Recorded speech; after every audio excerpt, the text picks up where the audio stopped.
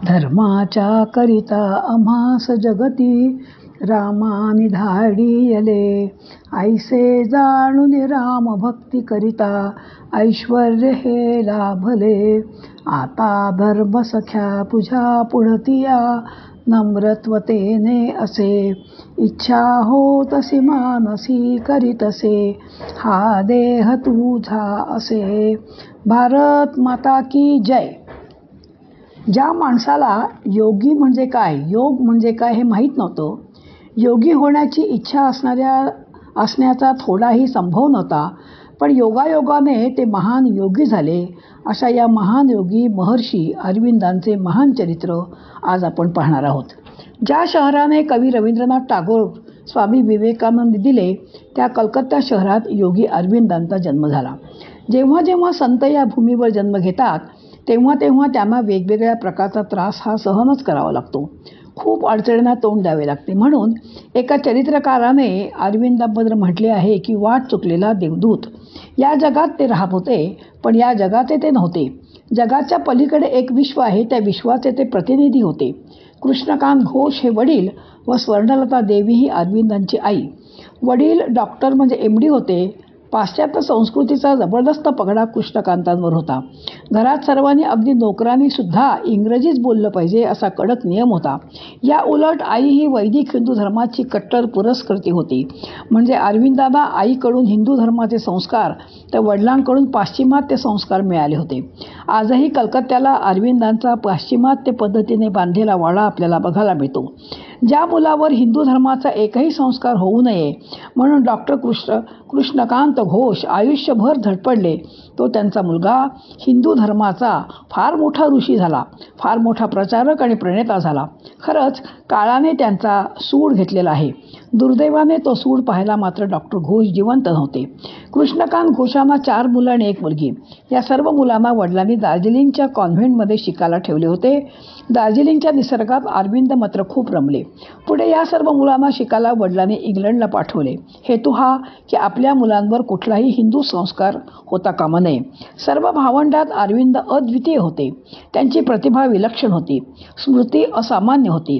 रूपाचे सौंदर्य, वृत्तीचे गांभीर्य, वाणीचे माधुर्य, विचारांचे ऐश्वर्य भगवंतांनी अरविंदांना भरभरून दिले होते. वेगवेगळ्या विषयांची गती त्यांची असाधारण होती. Latin, French, Greek, Italian, German, Spanish या सर्व भाषांमध्ये ते पारंगत होते. भारतात आल्यावर संस्कृत आणि बंगाली भाषेवरही त्यांनी प्रभुत्व मिळवले होते. इंग्रजी भाषा तर त्यांची उत्तमच होती. वेगवेगळ्या देशातील तत्त्वज्ञानांचे नाना प्रकारचे ग्रंथ त्यांनी वाचले, समजावून घेतले व आत्मसात सुद्धा केले. शिक्षणात त्यांची खूप प्रगती होती. बेडफोर्ड आणि बटरफोर्थ या दोन स्कॉलरशिप्स त्यांना मिळाल्या होत्या. त्यांच्या शिक्षिका ड्रिवेटबाईंचा अरविंद खूप लाडका होता. त्यांना वाटायचं की ह्या विद्वान मुलाला आपल्या ख्रिश्चन धर्माची दीक्षा द्यावी, पण अरविंद हे पक्के होते. त्यांनी दीक्षा घ्यायचे नाकारले. अरविंदांची आई दिसायला अतिशय सुंदर आणि कोमल मनाची व अत्यंत विचारी होती. नवऱ्याच्या विचारांशी त्या सहमतच नसल्याने पुढे त्या मनोरुग्ण झाल्या. 5 मुलं असूनही त्या आईच्या जवळ एकही मूल नसल्याने त्या खूप दुःखी होत्या. घरातील वातावरणही सर्व इंग्रजी होतं, संभाषणही इंग्रजीत. त्यामुळे त्या बिचाऱ्यांच्या डोक्यावर परिणाम होऊन त्यांची मानोपचार तज्ज्ञांची ट्रीटमेंट सुरू झाली. त्यांना वेळोवेळी शॉक द्यावे लागायचे आणि त्यामुळे कृष्णकांत घोषांना नैराश्य आले व ते दारू प्यायला लागले. 360 पाऊंड दर महिन्याला मुलांना पाठवायला लागायचे. पुढे पुढे त्यांचे पैसे संपल्यामुळे मुलांनी स्वकष्टाने शिक्षण घेतले. मुलांनी कष्टाने शिक्षण पूर्ण केले. 2 वर्ष मुलं चहा पाव खाऊन राहिले. त्याची आठवण म्हणून पॉंडिचेरीमध्ये नाश्त्याला जेवताना चहा पाव देतात. आजही त्यांच्याकडे त्यांची स्वतःची बेकरी आहे. अरविंद ICS ऑफिसर झाले. त्यांनी ठरवले की ICS झाल्यावर गव्हर्नमेंटची नोकरी मुळीच करायची नाही. अशा प्रकारचे ऑफिसर झाल्यावर इंग्रजांना, गांधींना, टिळकांना तुरुंगात टाकणारे, सावरकरांचे जास्तीत जास्त हाल करणारे, भारतीयांवर जुलूम करणारे असे ऑफिसर हवे होते. इंग्रज आल्यामुळे खूप सुधारणा झाल्या आहेत. तत्पूर्वी भारत हा मागासलेला होता. त्यांचे भारत म्हणजे खरं तर ते आल्यामुळे भारतीयांवर उपकारच झाले असा प्रसार करणारे बाबू त्यांना हवे होते. अरविंद त्यापैकी नसल्यामुळे अश्वारोहणाच्या परीक्षेत ते मुद्दाम नापास झाले आणि त्यामुळे सरकारी ICS ऑफिसर त्या यादीतून त्यांचे नाव वगळले गेले. शिक्षण संपवून अरविंद भारतात यायला निघाले. सकाळच्या बोटीने त्याने यायचे ठरवले, पण त्यांची बोट चुकली. ते दुपारच्या बोटीने आले. वडील स्वतः घ्यायला आले होते. सकाळची बोट समुद्रात बुडून मेली. त्यात आपला मुलगाही गेला हे जाणून त्याच क्षणी वडील हार्ट अटॅकने मेले. सरकारी नोकरी करायची नाही हे अरविंदांनी पक्के ठरवले असल्यामुळे बडोद्याच्या सयाजीराव गायकवाडाने त्यांना ॲडमिनिस्ट्रेटिव्ह ऑफिसर म्हणून 2,000 रुपयाच्या पगारावर नियुक्ती केली. सयाजीरावांच्या त्यांची हुशारी बुद्धिमत्ता लक्षात आली. अरविंदांचे इंग्रजी फारच भारी होते, उत्तम होते. ते सयाजीरावांना नेहमी उत्कृष्ट भाषणं लिहून द्यायचे. इंग्लंडहून आल्यावर बंगाली शिकून त्यावर त्यांनी प्रभुत्व मिळवले आणि उत्तमोत्तम लेख ते बंगालीत लिहून लागले. पहिली नोकरी सोडून ते प्रोफेसर झाले आणि त्यांचा पगार आता कमी झाला 750 रुपये. प्रशासनाचं काम माझ्या योग्य नाही आणि म्हणून अरविंदांनी शिकवण्याचे काम घेतले. अरविंदांची सगळी कहाणी त्यागाची आहे. ते रात्रंदिवस विविध पुस्तकांचे वाचन करत असत. अफाट वाचन त्यांनी केले होते. दिसामाजी काहीतरी ते लिहावे, प्रसंगी अखंडित वाचित जावे असे समर्थ म्हणतात. इथे याची आठवण होते. मुळात अरविंदांची वृत्ती ही विरक्त होती. राष्ट्रभक्ती त्यांच्यात पुरेपूर आलेली होती. इंग्रज लोक भारताचे रक्त शोषण करत असल्याने ते अस्वस्थ होते. त्याचवेळी त्यांचे भूपालचंद्र बोसांची मुलगी मृणालिनीशी लग्न झाले. लग्नानंतर कलकत्त्याजवळ एक गाव आहे, त्याचं नाव आहे देवघर. त्या देवघरात ती मुलगी राहायची व तिचा देव मात्र कलकत्त्यात होता. त्यात ती पतीला पत्र पाठवलं व त्यात त्यांनी लिहिलं की भारतीय स्वातंत्र्याची ही काळाची गरज आहे आणि माझ्याकडे जो पैसा होता मी तो सगळा भारत स्वातंत्र्याकरता म्हणून घेतला असल्यामुळे माझं जीवन अगदी कष्टमय आहे. त्यामुळे पुन्हा आपली भेट कधीही होऊ शकणार नाही. तू घरात राहून परमेश्वरावर प्रेम कर आणि त्याला मदतीची हाक मार. तो दयाळू आहे, तो तुला सहाय्य करेल. पुन्हा ते दोघे कधीही भेटले नाहीत. त्याचवेळी या अरविंदांना आध्यात्मिक अनुभूती येऊ लागल्या आणि हळूहळू त्या वाढतच होत्या. एकदा बग्गीतून जाताना ते दूर फेकल्या गेल्यावर त्यांना कोणीतरी अलगद झेलले. त्यांच्या मते श्रीकृष्णाने झेलले. काश्मीरला शंकराचार्यांच्या उंच टेकडीवरच्या मठात गेल्यावर एकदम निर्विचार स्थिती प्राप्त झाली. मन वृत्ती पूर्ण शांत झाल्या. त्यावेळी विवेकानंदांच्या वाङ्मयाचा त्याने सखोल अभ्यासही केला. राजकारण, धर्मकारण या दोन गोष्टी एकत्र असाव्यात अशी त्यांची धारणा होती. राजकारणात त्यांनी प्रवेश केला. क्रांतिकारक पद्धतीने जहाल मतांचा अवलंब करावा असे त्यांचे मूळ मत होते. शस्त्रे, बॉम्ब तयार करण्यासाठी त्यांचा अभ्यास केला व अरविंदांच्या जागेत सर्वांनी बॉम्ब करायला सुरुवात केली. एकीकडे ते 5-5 तास प्राणायाम करायचे. प्राणायाम करत असताना त्यांच्या भोवताली विद्युत कणांचे एक तेजोवलय तयार होत असे. त्या तेजोवलयाभोवती डास जमलेले असायचे, पण ते दूर असून त्यांना कधीच चावले नाहीत. एक प्रकारची शक्ती साधनेतून तयार होत होती. एकीकडे तासनतास प्राणायाम, ध्यानधारणा, वेगवेगळ्या ग्रंथांचं वाचन, चिंतन, लेखन, तर एकीकडे नोकरी, या सगळ्या गोष्टी एकाच वेळी चालू होत्या. कल्पना करूया की अरविंद हे मल्टी डायमेन्शनल व्यक्तिमत्व आहे. भारत दुबळा आहे, तो बलशाली झाला पाहिजे आणि म्हणून अरविंदांनी शक्तीची आराधना आपल्या लोकांना करायला शिकवली. शक्तीचा अभाव असल्यामुळे आमची भक्ती व्यर्थ आहे, ज्ञान व्यर्थ आहे असे त्यांचे मत होते. धकाधकीचा मामला कैसा गळे अशक्ताला, नाना बुद्धी शक्ताला म्हणूनही शिकवाव्या. शक्तीने मिळती राज्य, युक्तीने येत नव्हत असे. शक्ती युक्ती जय ठाई, तेथे श्रीमंत धावती असे समर्थांनी म्हटलेले आहे. त्याची इथे आठवण होते. अरविंदांना वाटायचे की भारतीयांचं मानसिक, आत्मिक आणि नैतिक बळ वर्धिष्णू झालं पाहिजे. राष्ट्र म्हणजे केवळ भूप्रदेश नव्हे. राष्ट्र म्हणजे अनेक माणसांचं संमेलन, त्यांच्या भावनांचं एकत्रीकरण आणि म्हणून राष्ट्रभक्ती, शक्ती, ध्यानधारणा, ईश्वरनिष्ठा यांच्या सर्व लोकांमध्ये वाढवायला हव्यात. राजकारणात ते अत्यंत जहाल लेख लिहायचे आणि त्यामुळे बंगालमधील तरुण पेटला होता. 1905 साली लॉर्ड कर्झनने पूर्व आणि पश्चिम बंगालची फाळणी केली. हिंदुस्थानात हिंदू व मुसलमान यांचा द्वेष वाढवत ठेवावा, त्यांच्यात संघर्ष निर्माण करावा हाच त्यांचा उद्देश होता. आजही त्याचे परिणाम आपण भोगत आहोत. बडोदा सोडून त्यांनी कलकत्त्याला प्राध्यापकाची नोकरी घेतली. त्यांनी पुढे राष्ट्रीय शिक्षणाचे कॉलेज काढले व ते स्वतः प्राचार्य झाले. म्हणजे प्रथम 2000, नंतर मग 750, मग 500 रुपये पगार, शेवटी 150 रुपये त्यांनी प्राचार्यशिप त्यांनी म्हणजे पैसे घेतले. पण पुढे ती पण नोकरी सोडली. कारण एकीकडे स्फोटक लेख लिहायचे, परखड व्याख्याने द्यायची आणि त्यामुळे कॉलेजवरती इंग्रज लोक त्रास द्यायला लागले. इंग्रजांना ते आवडत नव्हते. पण पूर्ण वेळ राजकारणात मात्र ते पडले. आता त्यांनी भारतभर फिरून ठिकठिकाणी व्याख्यानं द्यायला सुरुवात केली. महाराष्ट्रात ते धुळे श्रीकृष्णदेवांकडे राहिले, पुण्याला ते टिळकांकडे राहिले, मुंबई, अमरावती, नागपूर इत्यादी ठिकाणी झांझावती व्याख्याने त्यांनी दिलेली आहेत. टिळकांचे विचार अरविंदांच्या विचाराशी जुळणारे होते. भगिनी निवेदितानेही त्यांना भेटली. वंदे मातरम नावाचं जहाल लेखांनी भरलेलं वर्तमानपत्र ते रोज म्हणजे अरविंद काढत होते. रवींद्रनाथ टागोरांनी त्यांच्यावर एक अत्यंत सुंदर कविता लिहिली जी खूप प्रसिद्ध झाली. वंदे मातरम हा त्या काळातला मंत्र होता की जो मंत्र आणि ह्या इंग्रजांना अजिबात आवडायचा नाही. वंदे भारतमुळे म्हणजे अरविंदांची लोकप्रियता खूप वाढली. अहो कधी तर 1 रुपयाचा अंक 100 रुपयेला सुद्धा लोक विकत घेत असत. दौरे सुरू असताना साताऱ्यातले योगीराज लेले त्यांना बडोद्याला भेटले. अरविंदांना त्यांनी अनुग्रह दिला व योगाची दीक्षा पण दिली. योग साधनेत प्रगती करायची असेल तर राजकारण सोडावे लागेल. बाहेरचे कोणतेही विचार मनात येता कामा नयेत. मनाची दारं बंद करा. त्याप्रमाणे राजकारण सोडलं व योग साधनेला सुरुवात केली.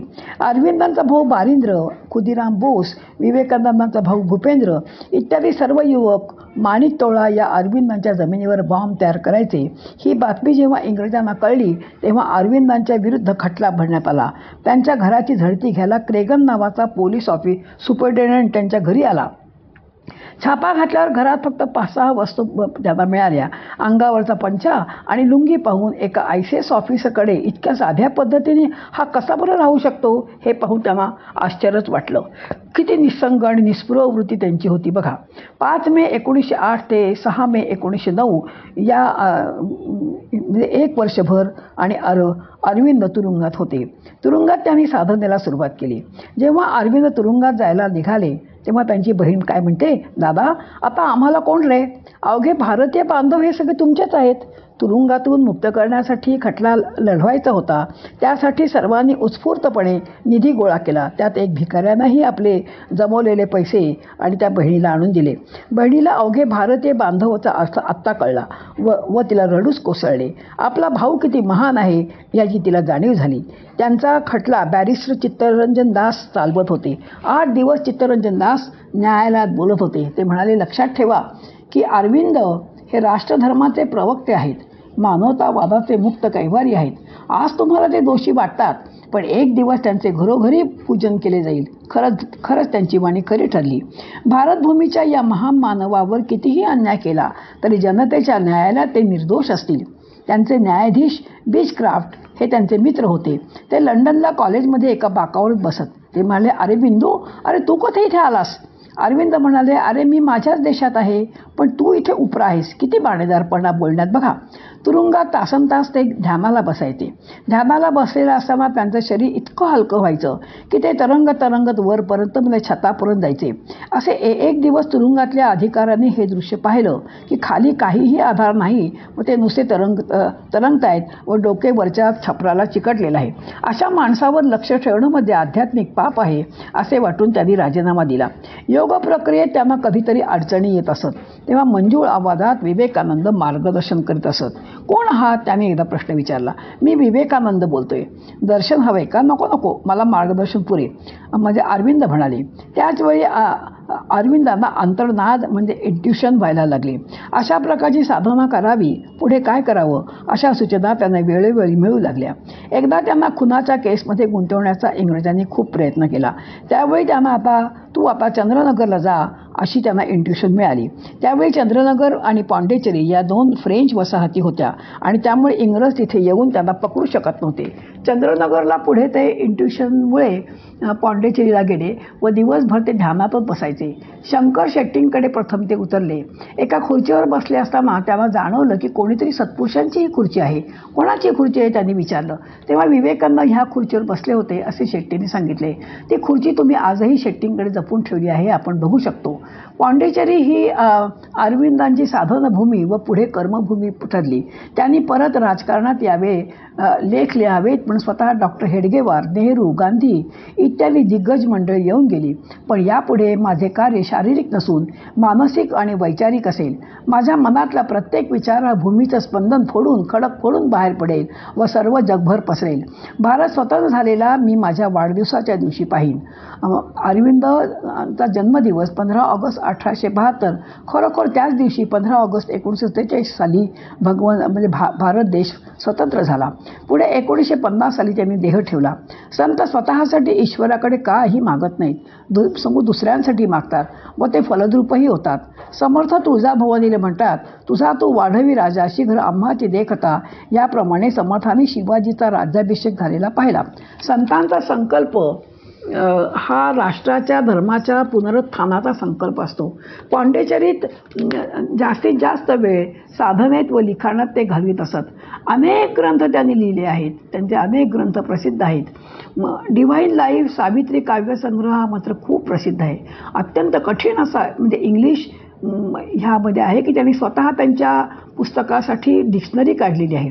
माझी मैत्रीण डॉक्टर चांदोरकर आणि मी डिव्हाइन लाईफ हा ग्रंथ वाचायचा प्रयत्न केला होता. खरोखर अतिशय कठीण आहे. कोण होते बरं अरविंद? पत्रकार की संपादक, साहित्य की प्राध्यापक, राजकारणी की क्रांतिकारक, कवी की लेखक? अरविंदांमधील आध्यात्मिक ऋषी जागा होऊन तो ऋषी वेगवेगळे साहित्य लिहून घेत होता. अरविंद महायोगी होते. त्यांच्या मते सर्व माणसे जर वृत्तीशून्य झाली तर माणसे देवत्वाला पोचतील व पृथ्वीवर मंगलमय वातावरण निर्माण होईल. अशा प्रकारचे स्वप्न पाहणारा महापुरुष, महाकवी, महाऋषी या पृथ्वीवर नव्हे तर भारतात होऊन गेला हे खरोखर आपले भाग्य आहे. अरविंदांमध्ये गुरुपद निर्माण झालं हे एका फ्रेंच माताजींच्या लक्षात आलं. त्या मुळात फ्रेंच होत्या. लहानपणीची ही मीरा मुलगी, तिला नित्य स्वप्न पडायचं की मी एक अंगात सुवर्णाचा फ्रॉक घातलाय की जो जगभर पसरलाय. सर्व माणसं तिच्याकडे येत आहेत. दीन, दुबळे, गरीब, रजलेले, गांजलेले, भिकारी, दुःखी, कष्टी आणि आश्रय मागतायत. एकदा ती तिच्या पती पॉल रिचर्ड बरोबर फ्रान्सहून पॉंडिचेरीला आली व अरविंदांना तिने बघता क्षणीच ओळखले की अरे हाच तो माणूस जो माझ्या स्वप्नात येतोय, मला गीता शिकवतोय, आध्यात्मिक मार्गदर्शन करतोय, तो हाच माणूस, हाच तो महान ऋषी. त्यांना बघताच अरविंदांनी एकदम मदर म्हणून हाक मारली आणि तेव्हापासून त्या सगळ्यांच्या मदर म्हणून जगप्रसिद्ध झाल्या. त्या आल्या, भारतीय झाल्या आणि 53 वर्ष त्यांनी अरविंदांचं कार्य केलं. स्वतः हिंदू धर्म स्वीकारून हिंदू धर्मातल्या योगाचा प्रचार केला. 24 वर्षे अरविंद एकाच खोलीत राहिले, बाहेरही कधी पडले नाहीत. आजही पॉंडिचेरीला आपण जर गेलो तर ती खोली आपण पाहतो. दर रविवारी ती खोली दर्शनासाठी उघडी करतात. अरविंद म्हणत असत की सर्वांनी सतत साधनेत राहिलं पाहिजे. पृथ्वीवर अति माणसाचं अवतरण होईल जर आपण साधना केली तर. कोणी द्वेष करणार नाही, संघर्ष करणार नाही.